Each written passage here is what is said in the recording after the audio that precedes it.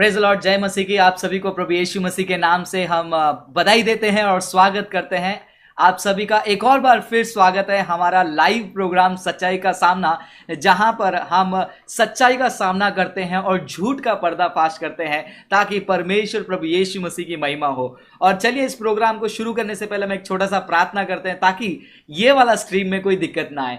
प्रभु परमेश्वर, हम प्रार्थना करते हैं प्रभु ये शाम के समय के लिए धन्यवाद, हमें आपके लोगों के साथ जोड़ने के लिए प्रभु, ये लाइव शो प्रभु, ताकि अनेक लोग सत्य को जान सके, इसलिए प्रभु आप करवा रहे हैं। जितने भी लोग हमसे जुड़ रहे हैं प्रभु, वो सत्य को जाने ताकि सत्य उनके जीवन में छुटकारा लाए। जो कॉल करेंगे प्रभु, उनके सवालों का जवाब हम बाइबल से देने के लिए, हमें भी मदद करने के लिए प्रार्थना करते हैं प्रभु। आगे का 1 घंटा प्रभु आपके चरणों में सौंपते हैं। सारा टेक्निकल चीज, इंटरनेट, हर एक इक्विपमेंट, माइक सेटअप, सब प्रभु ठीक तरीके से चलने के लिए हम प्रार्थना करते हैं। आपका पवित्र लहू का बाड़ा हमारे साथ रहे। आगे का समय आपकी महिमा के लिए यीशु के नाम से मांगते पिता, आमीन। So welcome professor Peter Akbar, एक और बार फिर हम आपका स्वागत करते हैं। हमको फिर से लाइव स्ट्रीम चालू करना पड़ा क्योंकि इंटरनेट इश्यू के कारण। तो चलिए, इस शो को हम शुरू करने से पहले आपको बैकग्राउंड बता देते हैं। जितने लोग पहली बार जुड़ रहे हैं, हम एक रोमांचक टॉपिक पर चर्चा कर रहे हैं, crucifixion in the light of Bible, history and Quran. Yeshu Masih को सूली पर चढ़ाने का मुद्दा बाइबल, इतिहास और कुरान के आधार पर अभी फिलहाल हमने बाइबल में शुरू किया है और बहुत ही गहराई से हम कुछ ऐसे यूनिक बातें देखते आ रहे हैं कि जो 1000 साल पहले यीशु मसीह के सूली पर चढ़ाने के बारे में भविष्यवाणी, फिर दूसरे एपिसोड में हम थोड़े और नजदीक आ गए, लगभग 700 साल यशाया के किताब में, और पिछले एपिसोड में और नजदीक आए दानियल की किताब में लगभग 500 साल के आसपास। और मुझे लगता है कि प्रोफेसर हमें और करीब लेकर जाएंगे। सो विदाउट वेस्टिंग टाइम चलिए प्रोफेसर की ओर चलते हैं। प्रोफेसर, आगे का समय आपका। तो आज क्या है इंटरेस्टिंग हमारे लिए? जैसे कि हम ये एक मुद्दे पर जो हमने 3 एपिसोड्स में देखा है कि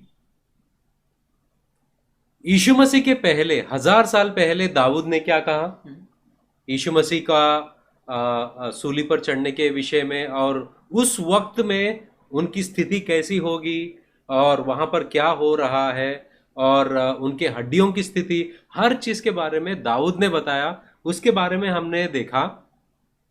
फिर 700 साल पहले जो यशायाह नबी ने यीशु मसीह के बारे में क्या कहा, उसको भी हमने देखा है। फिर पिछले बार हमने और एक भविष्यवक्ता जो है, नबी जो है, वो जिनका नाम है दानियल, उन्होंने यीशु मसीह के बारे में क्या कहा वो भी हमने देखा है, जो 700 साल पहले। अब हम थोड़ा करीब आते हैं 500 साल पहले। यीशु मसीह के 500 साल पहले और एक नबी थे, उनका नाम था जकरिया। उन्होंने क्या कहा यीशु मसीह के बारे में, इन बातों को हम देखेंगे। ये हम क्यों देख रहे हैं? ये भविष्यवाणियों को नबियों ने यीशु मसीह के बारे में, स्पेशली यीशु मसीह के क्रूस के बारे में, उन्होंने क्या क्या कहा, इन बातों को हम इसलिए देख रहे हैं क्योंकि यीशु मसीह का इस दुनिया में आना और सूली पर चढ़ना और तीसरे दिन जिंदा उठना, ये जो पहले से ही नियुक्त किया गया है, पहले से ही इसको लिखा गया है, और भविष्यवक्ताओं से ये बातें इस्राएलियों को और सारे लोगों को बताया गया है। और ये जो यीशु सूली पर चढ़ना और तीसरे दिन जिंदा उठना, ये ईसाइयों का कोई कहानी नहीं है, बनावटी कहानी नहीं है। ये पहले से इसको लिखा गया है। तो इसी के बारे में हम देख रहे हैं। तो देखते हैं हम लोग जकरिया ने क्या कहा। जकरिया की किताब में 11वां अध्याय में जब हम देखते हैं 12वां और 13वां वचन में, वहां पर लिखा गया है, तब मैंने उनसे यह कहा, अगर तुम यह बात उचित समझते हो तो अभी मुझे मेरी मजदूरी दो, यदि नहीं तो उसे अपने पास रख लो। अतः उन्होंने चांदी के 30 सिक्के तोलकर मुझे दिए, मेरी पूरी मजदूरी में इतना ही दिया। 30 चांदी के सिक्कों के बारे में बात हो रही है यहाँ पर एक व्यक्ति दूसरे व्यक्तियों से या दूसरे लोगों से बात कर रहा है कि अगर तुम यह बात उचित समझते हो तो अभी मुझे मेरी मजदूरी दो। मतलब यहाँ पर एक डील हो रही है। व्यवहार हो रहा है। व्यवहार हो रहा है, डील हो रही है। और अगर तुम मसीह हो, तुम ये बात जान सकते हो कि नए नियम में ये डील किसके बीच में हो रहा था। और ये उतना मुश्किल भी नहीं है कि ये इमीडिएटली पता चल जाता है कि immediately कुछ तो पता बात चलता है है। नए नियम में जिससे जुड़ा हुआ है वो। एक चेला था यीशु मसीह का, उसका नाम था यूदास, जिसको हम जूडस इस्करियोट कहते हैं, जो अंग्रेजी में उनका नाम था यूदास। यहूदा यहूदा जो था वो यीशु मसीह को पकड़वाने के विषय में शास्त्रियों से और इस्राएली लोगों से वो डील कर रहा था। मतलब वो कुछ तो व्यवहार कर रहा था और लेन देन की बात चल रही थी। अगर हम मत्ती के सुसमाचार 26वां अध्याय 14 और 15 वचन में देखते हैं और 16 वचन में देखते हैं, ये बातों को हम वहां पर देख सकते हैं। तब यहूदा इस्करियोत नाम 12 चेलों में से एक ने महायाजकों के पास जाकर कहा, यहूदी लोगों के जो महायाजक होते हैं उनके पास जाकर, कौन कौन गया था? यहूदा इस्करियोत जो यीशु मसीह का चेला था, वहां पर गया। और देखो बात 15 वचन में देखो, यदि मैं उसे तुम्हारे हाथ पकड़वा दूं तो मुझे क्या दोगे? और जकरिया क्या कहते हैं कि अगर तुम यह बात उचित समझते हो तो अभी मुझे मेरी मजदूरी दो, यदि नहीं तो उसे अपने पास रख लो। तो यहां पर देखते हैं कि पकड़वा दूं तो मुझे क्या दोगे? उन्होंने उसे 30 चांदी के सिक्के तोल कर दे दी। यहां पर जकरिया क्या कहते हैं? उन्होंने चांदी के 30 सिक्के तोल कर मुझे दिया। वाओ, आई मीन और कितना डिटेलिंग जो है डील के बारे में बताया गया है, जहां पर जो डील हो रही है। दूसरी बात, किसकी डील हो रही थी? पकड़वाने की डील हो रही थी। और उसका मजदूरी क्या होगी या उसका इनाम क्या होगा? पकड़वाने का क्या दोगे मुझे? मेरी मजदूरी क्या होगी? यहां पर लिखा है कि उन्होंने 30 चांदी के सिक्के तोल कर दिया है। जकरिया भी यही बात कहते हैं कि 30 चांदी के सिक्के तोल कर दिया है। और ऐसा भी नहीं कि मतलब सिर्फ सिक्का लिखा है, सिक्का लिखा है, या तो किस तरह का, यहां पर प्रिसाइसली किस तरह का सिक्का, चांदी का। कितने सिक्के? 30। कैसे दिए जाएंगे? तोलकर। प्रिसाइस प्रोफेसी, प्रिसाइसली भविष्यवाणी की गई है यीशु मसीह के बारे में। अगर हम दाऊद ने क्या कहा, यशायाह ने क्या कहा और दानियल ने क्या कहा और जकरिया ने क्या कहा, अगर इन सब भविष्यवाणियों को साथ में इकट्ठा लाते हैं तो हमारा और एक सुसमाचार बन जाएगा वहां पर, और एक सुसमाचार की किताब बन जाएगी। क्योंकि ये सारे वचन वही बातों को बताते हैं कि यीशु मसीह सूली पर जाने के विषय में क्या क्या होगा, क्या उनकी स्थिति कैसी होगी, इन सारे बातों को क्लियरली समझाया गया है। और यहाँ पर देखो वो कितने चांदी के सिक्के, और चांदी के सिक्के या सोने के सिक्के, और डील के बारे में क्लियरली जकरिया बताते हैं 500 साल पहले, यीशु मसीह के 500 एक दो दिन पहले नहीं कि कहने के लिए कुछ पहले भी नहीं, या 100 साल पहले नहीं, 200 साल पहले नहीं, 300 साल पहले नहीं, 500 साल पहले। और वो भी वैसे लोगों के बीच में जिनको पता नहीं था कि ये किसके साथ होने वाला है। किसके साथ होने वाला है। ये बात अहम चीज है कि जकरिया किसके बारे में बता रहे थे। उस वक्त के लोगों को पता नहीं था, मगर जकरिया को पता था कि ये किसके बारे में कह रहे थे 500 साल पहले। और शायद शास्त्री लोग पकड़ लिए थे, एक बार मैंने ये अध्याय पढ़ा था। हाँ। लेकिन प्रोफेसर यहाँ पर जो एक सवाल जो है अब पूछने का मन करा तो मैं पूछ ही लेता हूँ। हाँ, क्योंकि हाँ, कुछ मुसलमान लोग और कुछ लोग कहते हैं कि देखिए भाई, जो जीतता है वही इतिहास लिखता है, history is written by the winners. तो हो सकता है कि तुम्हारे यीशु के चेलों ने या फिर लोगों ने ऐसा दिखाना चाहिए था उनको कि 500 साल पहले की भविष्यवाणी है, तो उन लोग ने लिख दिया होगा ना। अगर शायद ये पॉइंट आपके आगे आएंगे तो आप कंटिन्यू कर सकते हैं, भाई सॉरी आपको इंटरप्ट करने की। तुमने जो कहा वो बहुत ही अच्छी बात को यहाँ पर लेके आया कि जीतने वाला ही इतिहास लिखता है।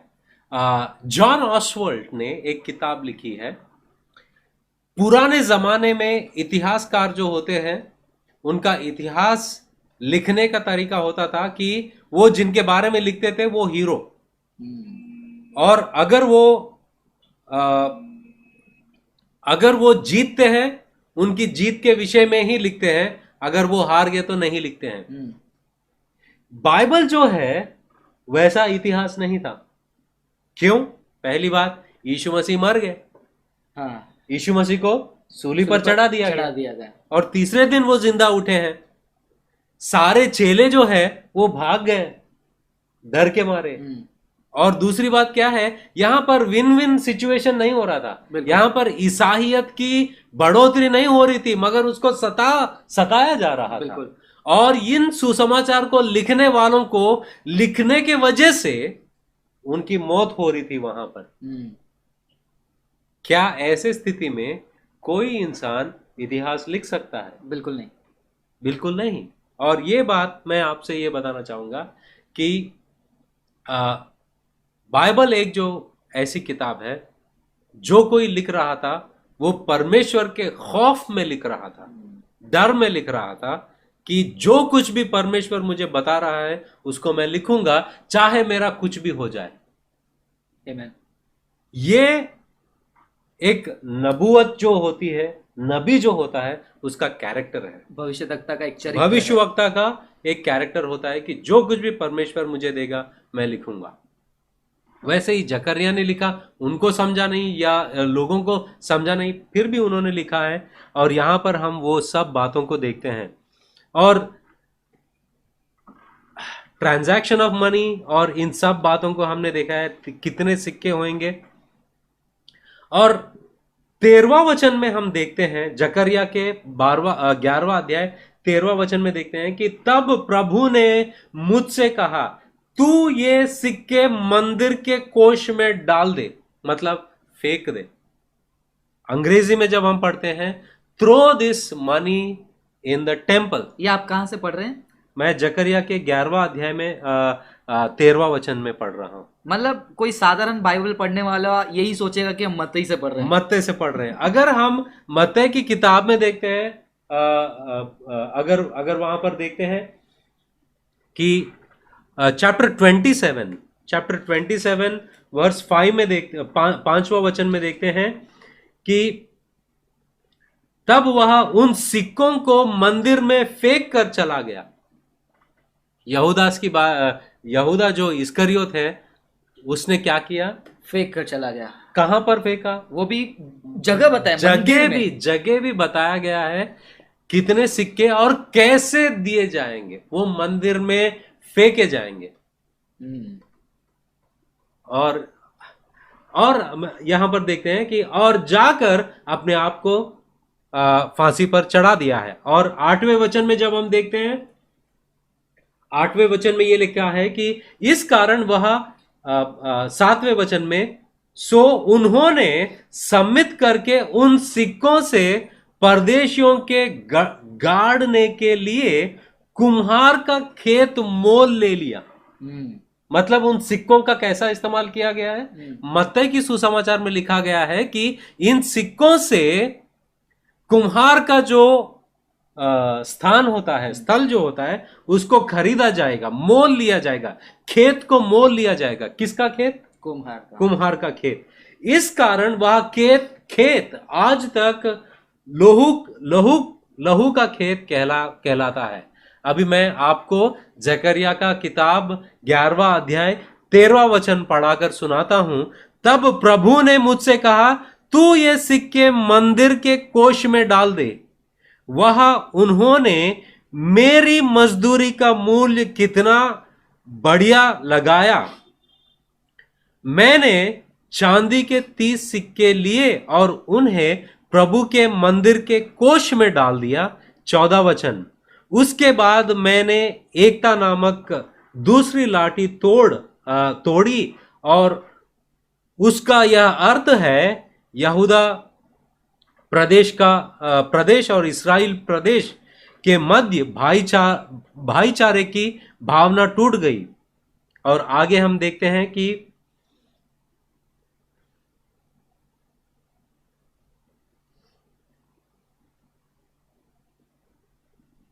और जितने लोग हमसे जुड़े हुए हैं, हम आपसे रिक्वेस्ट करते हैं कि ये जो वचन हम यहाँ पर आपको बता रहे हैं, इन वचनों को आपको केवल सुनना ही नहीं है, आपको ये वचन को लिखकर आप खुद उसको बाजू बाजू में साइड साइड में रखकर आप रेफर करके देख सकते हो। क्योंकि बहुत ही आश्चर्य वाली बात है, जो लोग हमारे विरोध बात करते हैं और उनको पता नहीं कि बाइबल क्या होती है, लेकिन बाइबल की सुंदरता देखिए। बाइबल में कितने सारे किताब भी हो, लेकिन वो सभी किताबें इन लाइन है, वो एक से एक जुड़े हुए हैं, ऐसे नहीं कि वो आइसोलेशन में बैठे हुए हैं। माफी चाहूंगा प्रोफेसर, आप कंटिन्यू कीजिए। हाँ, यहां पर जब हम देखते हैं कि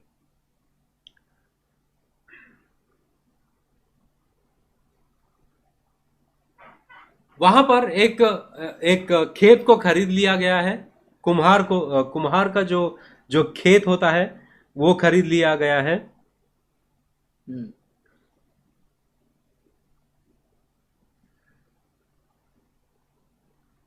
हाँ, तो ये बातों को जब हम देखते हैं और मत्ती के साथ में इसको पैरेलल में पढ़ते हैं तो ये बात हमको दिखाई देगी। और आगे जाके हम जब पढ़ते हैं नेक्स्ट चैप्टर में, चैप्टर 12 जकरिया के किताब में 12वां अध्याय में जब हम पढ़ते हैं कि मैं दाऊद के परिवार और यरूशलेम के निवासियों पर कृपा और प्रार्थना की आत्मा उंडेलूंगा, अतः वे मुझ पर दृष्टि डालेंगे। किन पर? यहां पर कौन बात कर रहे हैं? परमेश्वर बात कर रहे हैं। मैं इस्राएलियों पर क्या क्या क्या उंडेलेंगे? प्रार्थना की आत्मा उंडेलूंगा, अतः वे मुझ पर दृष्टि डालेंगे जिस व्यक्ति को उन्होंने भेदा है, या जिस व्यक्ति को उन्होंने the one whom they have pierced, मतलब वो the one whom they have pierced, मतलब जिसको उन्होंने छेद किया है भाले से उन्हीं को वो देखेंगे। यहां पर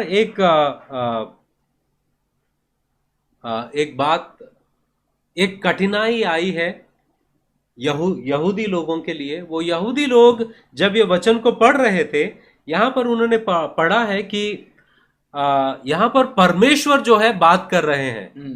who is the speaker? Speaker is God. खुदा खुद बात कर रहे हैं, बात करने वाले परमेश्वर हैं। मैं दाऊद के परिवार और यरूशलेम के निवासियों पर कृपा और प्रार्थना की आत्मा उंडेलूंगा, अतः वे मुझ पर दृष्टि डालेंगे।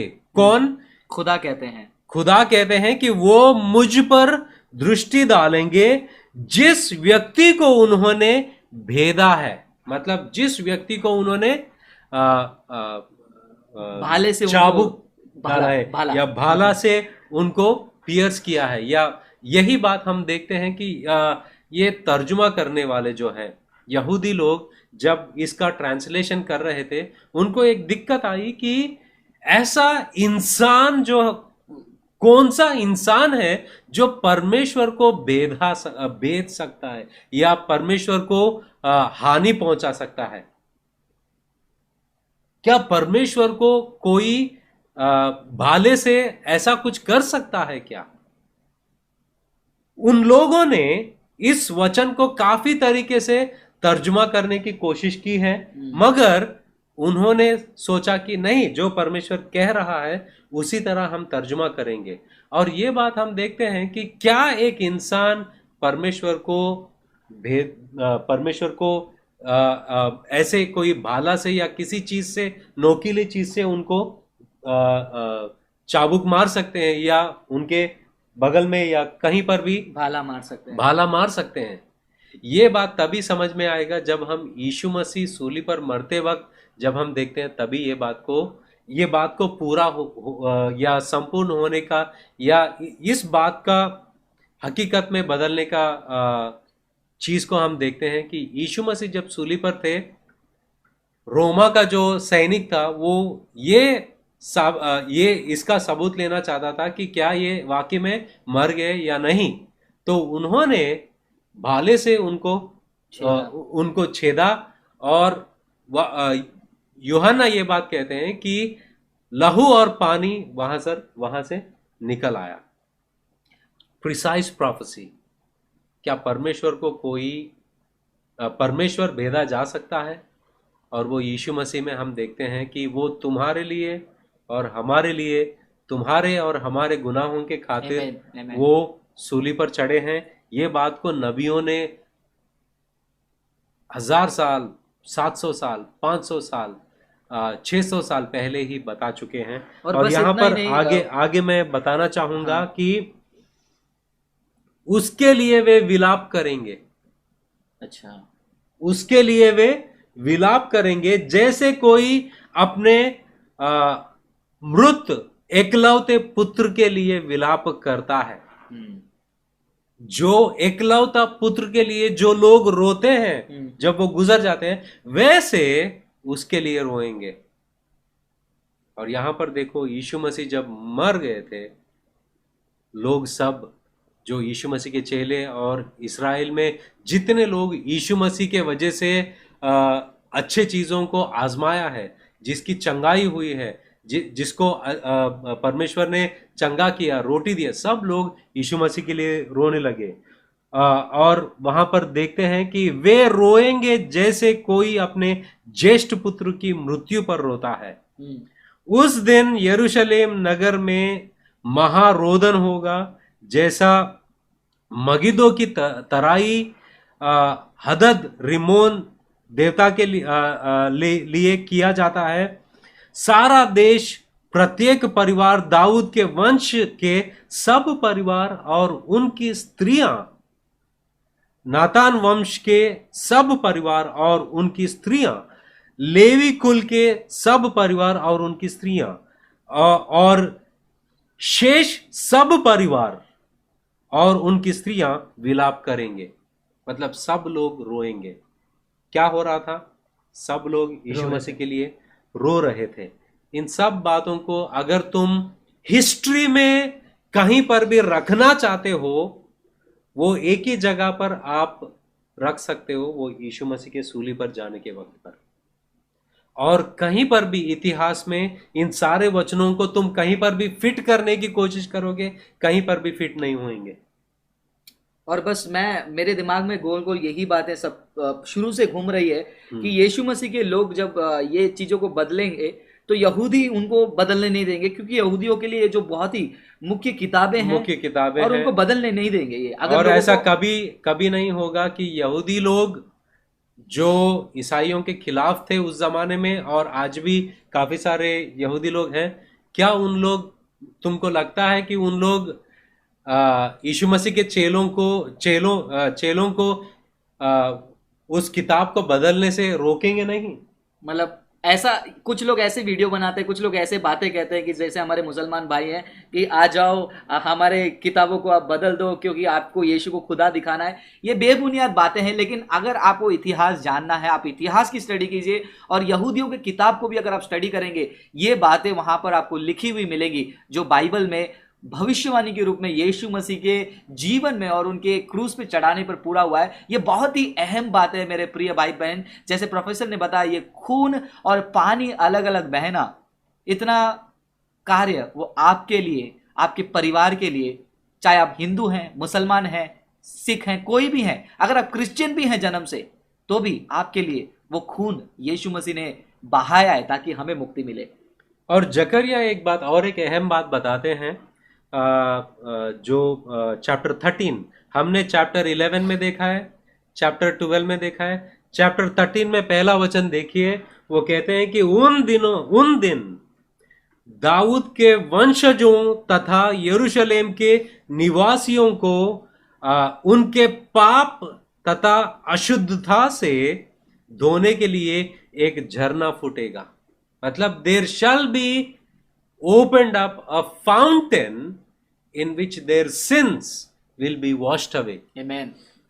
यीशु मसीह सूली पर मरने के वजह से ये जो झरना है वो हमारे लिए खुल गया, जिसके वजह से हमारे गुनाहों की माफी मिलेगी। Amen. और यहां पर देखो, 500 साल पहले जकरिया कहते हैं यीशु मसीह के बारे में, और उन सारे बातों को हम देखते हैं कि कैसे यीशु मसीह के विषय में पूरी हुई है। और ये भविष्यवक्ताओं को सब जो उन्होंने कहा है, उन सब के भविष्यवाणियों को अगर हम नजदीक रखते हैं, वो एक ही इंसान के विषय में थे, यीशु मसीह के विषय में, सूली पर जाने के विषय में, तीसरे दिन जिंदा उठने के विषय में। और कोई ऐसा इंसान नहीं था जो इतिहास में इन सारे भविष्यवाणियों का पूरा किया हो। और वो सारे भविष्यवक्ताओं ने यीशु मसीह के क्रूस के बारे में, इंसानों के गुनाहों के माफी के बारे में और पापों से मुक्ति पाने के विषय में ही बात किया है। और यीशु मसीह ने उसी के लिए इस दुनिया में आए हैं, आपके लिए, हमारे लिए, ताकि हम नजात पाए, अनंत काल का जीवन, अब्दी जिंदगी पाए और जन्नत में जाए। और यीशु मसीह कहते हैं कि मैं इसलिए इस दुनिया में आया हूं ताकि तुम मेरे वजह से जीवित रहो अनंत काल तक। जो कोई मुझ पर विश्वास करेगा वो नाश नहीं होगा मगर अनंत काल का जीवन पाएगा। तो ये मैं आपको न्योता देना चाहूंगा कि अगर आपने यीशु मसीह पर विश्वास नहीं किया होगा तो मैं आपसे विनती करूंगा, आप विश्वास कीजिए कि यीशु मसीह ने आपके गुनाहों के लिए वो सूली पर चढ़े, वो मरे और तीसरे दिन जिंदा उठे हैं, सिर्फ और सिर्फ आपके लिए, क्योंकि वो आपसे मोहब्बत करते हैं, वो आपसे प्यार करते हैं। काफी सारे धर्म हैं इस दुनिया में, काफी सारे धर्म के प्रचार, काफी सारे लोग हैं इस दुनिया में। वो लोग तुमको यही कहेंगे कि अच्छा ये करो, बुरा ये मत करो, सब बातों को बताएंगे। और इस दुनिया में बहुत सारे लोग आए हैं और गए हैं, मगर यीशु मसीह वो है जो सच्चे परमेश्वर इस दुनिया में आए हैं। तुम्हारे लिए उन्होंने जान दिया है और तीसरे दिन जिंदा उठा ताकि वो तुमको जानते हैं, क्योंकि वो तुमको जानते हैं कि तुम अपने आप में धर्मी कभी नहीं बन सकते हो, तुम अपने आप में नजात कभी नहीं पा सकोगे, तुम अपने आप में अनंत काल का जीवन कभी नहीं पा सकोगे, तुम अपने आप में पवित्र कभी नहीं बन सकोगे। इसलिए ये बात को उन्होंने समझाया और वो जानते हैं, इसलिए इस दुनिया में आए हैं, पवित्र रीति से इस दुनिया में आया है उन्होंने, और तुम्हारे लिए उन्होंने सूली पर चढ़े और तीसरे दिन जिंदा उठे। और मैं ये विनती करता हूं मेरे भाई कि और मेरे बहनों से कि अगर तुम तुम्हारा दिल को खोलोगे और यीशु मसीह को बुलाओगे कि यीशु मसीह आप मेरे जिंदगी में आइए और मेरे जिंदगी को बदलिए, मेरे गुनाहों को धो दीजिए, अगर आप ये प्रार्थना तुम करोगे, तुम यीशु मसीह को महसूस करोगे, यीशु मसीह को तुम्हारे जिंदगी में महसूस करोगे, तुम्हारे दिल में महसूस करोगे, तुम्हारी जिंदगी बदल जाएगी। जैसे कि भाई फ्रांसिस की जिंदगी बदली है, मेरी जिंदगी बदल गई है, और हमारे जो कैमरामैन है मयूर, उनकी जिंदगी बदल गई है। वो एक आशीष जो है वो भी एक हिंदू परिवार से है, ट्रेडिशनल परिवार से है, उनकी भी जिंदगी बदल गई है। हम सब की जिंदगी बदल दिया है परमेश्वर ने। और मैं चाहता हूं कि आप भी ये खुशी को, अब्दी जिंदगी को और इत्मीनान को, जो जन्नती जो इत्मीनान है, तो तुम्हारे जिंदगी में जो महसूस करोगे वो इत्मीनान कोई नहीं दे सकता, वो शांति तुमको कोई नहीं दे सकता, कोई भी इस दुनिया में नहीं दे सकता, सिर्फ और सिर्फ परमेश्वर दे सकता है। परमेश्वर क्योंकि आपके लिए कर्जा चुकाया है। तो हमारा रोमांचक सीरीज में हम बाइबल की गहराई को जान रहे हैं, जहां पर पुराने नियम से हम यीशु मसीह को सूली पर चढ़ाने के मुद्दे को देख रहे हैं, और बहुत ही अच्छे से गहराई से प्रोफेसर ने हमको समझाया। और मैं अपने दर्शकों को यह बताना चाहता हूं कि जितने प्रोफेसीज आपने 3 एपिसोड में सुने हैं वो कुछ ही हैं, अगर इसके अलावा आपको देखें 100 से भी अधिकतर प्रोफेसीज हम लोग ने हमने क्या किया है कि हमने अगर हम डिटेलिंग में जाएंगे एक एक भविष्यवाणी की ओर, अगर हम डिटेलिंग में देखेंगे तो हम लोग ये एपिसोड को 3 एपिसोड 4 एपिसोड नहीं, बहुत एपिसोड्स करना पड़ेगा। आई थिंक एक भविष्यवाणी लेंगे तो भी 100 एपिसोड हो जाएंगे। हाँ, तो यहाँ पर हम ये चीज दिखाना चाहते हैं कि यीशु मसीह का जो सूली पर चढ़ने वाली बात है, मेन जो प्रॉफिट्स हैं, जो नबी है, भविष्यवक्ता है, उन्होंने क्या क्या कहा, और हम लोग ने सिर्फ 4 नबियों को देखा है, जी। दाऊद, यशाया, दानियल और जकरिया। यस, कहते धन्यवाद करना चाहेंगे जितने लोग हमसे जुड़े थे। धन्यवाद करना चाहूंगा प्रोफेसर पीटर अकबर को, और गहराई को हम लेकर आएंगे हमारे आगे आने वाले लाइव शोज में। तब तक हमारे साथ जुड़े रहिए, हमारे फेसबुक पेज पर जुड़े रहिए, क्योंकि फेसबुक पेज और यूट्यूब चैनल पर आने वाले दिनों में काफी रोमांचक चीजें आपको देखने मिलेंगी। आपको काफी सारे वीडियोस अपलोड होंगे, आपके साथ फ्रांसिस, कमेंट्स के जवाब, मराठी प्रोग्राम आशीष सोबत, वो सारे प्रोग्राम आप हमारे अपडेट्स के लिए जुड़े रहिए हमारे फेसबुक पेज पर, और यूट्यूब चैनल को आप सब्सक्राइब कीजिए, क्योंकि जब जब प्रोग्राम होगा आपको नोटिफिकेशन आ जाएगा। धन्यवाद एक और बार हमसे जुड़ने के लिए। एक और बार हम आपसे जुड़ेंगे। आप सभी को प्रभु यीशु आशीष करे। God bless you. Good night.